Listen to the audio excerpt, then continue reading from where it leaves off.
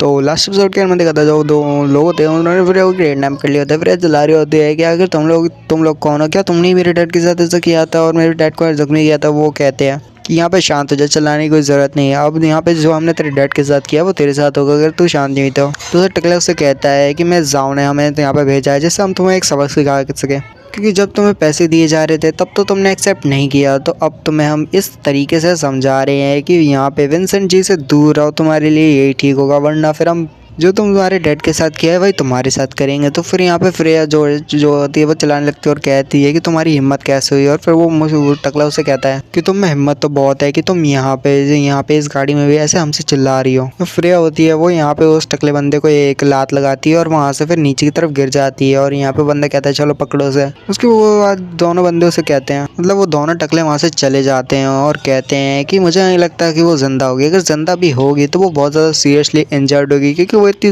जोर से जंप करी है। मिस जाओ तो हमारे इस रिजल्ट से बहुत ज़्यादा हैप्पी होने वाली हैं। फिर वापस सीन प्रेजेंट का आता है जहाँ विंसेंट से फ्रेया कहती है कि फिर मैंने बहुत ज़्यादा मेहनत करके यहाँ पे हॉस्पिटल पे गई, जब तक तुम और नैन्सी काफ़ी ज़्यादा करीब आ चुके थे तो मैंने सोचा कि तुम मुझे भूल गए। और मैं इस बात से भी काफ़ी ज़्यादा डरी हुई थी कि अगर मैं यहाँ इस रिवर सिटी में रही तो नैन्सी जब फिर से मेरे साथ कुछ बुरा करेगी। तो मैं यहाँ पे रिवर सिटी छोड़ के वापस ल्यू सिटी में आ गई थी और मैं प्रेग्नेंट भी थी एना के। यानी फ्रेया बोलती है कि जब जो फ्रेया थी वो प्रेग्नेंट थी और एना थी उसके पेट में, तो इस वजह से उसे रिवर सिटी छोड़ के जाना पड़ा ल्यू सिटी अपने घर वापस। विंसेंट कहता है फ्रेया काश मैं भी तुम्हारे साथ उस वक्त चल सकता और हम उस वक्त ही मिल जाते हैं, बट मेरी आई को उस टाइम पे बहुत ज़्यादा मतलब ऑपरेशन की ज़रूरत थी और मुझे माफ़ करना है कि ये सब ऐसा हो गया और मैं तुमसे ऐसे मिल रहा हूँ। फ्रेया कहती है मुझे एक्सप्लेन करने की ज़रूरत नहीं, मैं समझ सकती हूँ। विंसेंट कहता है कि आखिर तुम मुझसे क्यों नहीं कहती कि तुमने कितना ज़्यादा सफ़र किया है। फिर विंसेंट जो होता है यहीं पे ब्रेक लगा देता है। फ्रेया कहती क्या हुआ, तो विंसेंट उसे कहता है फ्रेया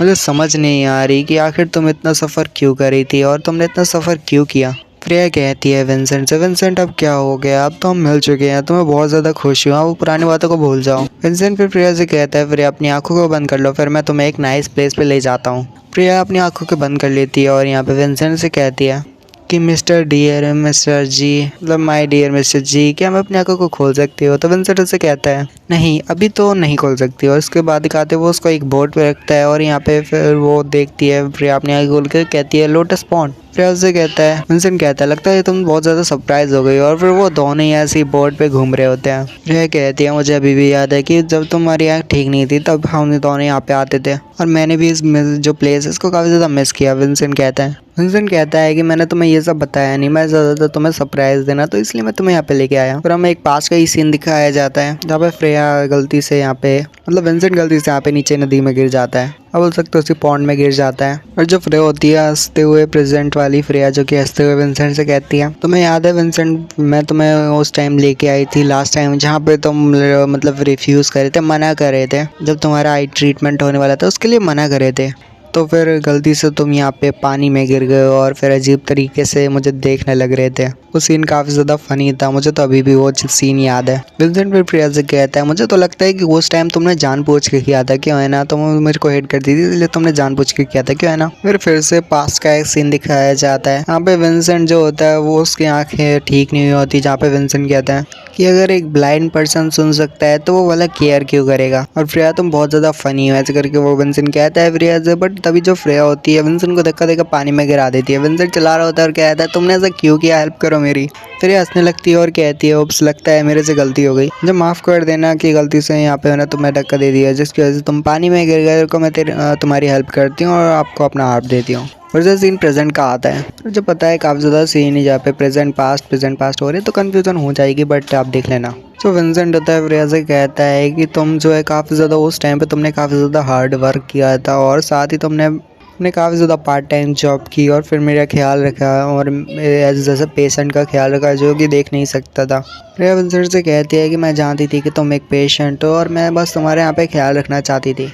और वैसे हनी तुम बहुत ज़्यादा डिप्रेस लग रहे थे और मैं तो तुम्हें चीयर अप करना चाहती थी, इसका ब्लेम तुम मुझे नहीं दे सकते। तो विंसेंट होता है वो यहाँ पे फ्रेया को नीचे गिरा लेता है और फ्रेया के क्लोज आ जाता है और कहता है विंसेंट फ्रेया से कहता है कि तुम्हें मुझे माफ़ करना होगा विंसेंट फिर फ्रेया से कहता है कि मैंने तुम्हारे साथ ऐसा किया और फिर यहाँ पे मैंने तुम्हारे लिए कुछ कर भी नहीं पाया और मैंने तुम्हारे लिए बिल्कुल भी कुछ नहीं किया, इसके लिए मुझे माफ़ कर देना। फ्रेया कहती है क्या? विंसेंट फिर कहता है कि अपनी आंखें बंद करो। फ्रेया कहती है वैसे कोई बात नहीं, मैं वैसे तुम मेरी माँ। फ्रेया विंसेंट से कहती है कि अच्छा ठीक है, मैंने तुम्हें माफ़ किया। फिर उसके बाद दिखाते जो विंसेंट होता है फ्रेया से कहता है कि अपनी आंखें बंद करो। उसकी आंखें बंद होने के बाद वो उसे किस कर देता है। तो एक क्लिक करके कोई उसकी फ़ोटो खींच लेता है। विंसेंट उसको नोटिस कर लेता है और कहता है कौन है वहाँ पे। फिर वो एक लड़का और लड़की होते हैं। एक लड़की कहती है कि चलो यहाँ से चलते हो ना, अकेला छोड़ते हैं। विंसेंट कहता है चिल्लाते हुए रुको, तुम कहाँ जा रहे हो? और लड़की उनसे कहती है कि देखो वहाँ पे बहुत जल्दी वो हमको पकड़ लेंगे तो हम बहुत ज़्यादा मुसीबतों पड़ जाएंगे, हमें ऐसे निकलना होगा। फिर हड़बड़ाहट में और जल्दबाजी में वो यहाँ पे नीचे गिर जाते हैं, पर वो जो लड़की होती है वो सबसे पहले गिर जाती है और वो लड़की चलाने लगती है। लड़की चलाते हुए कहती है कि मेरी हेल्प करो, मुझे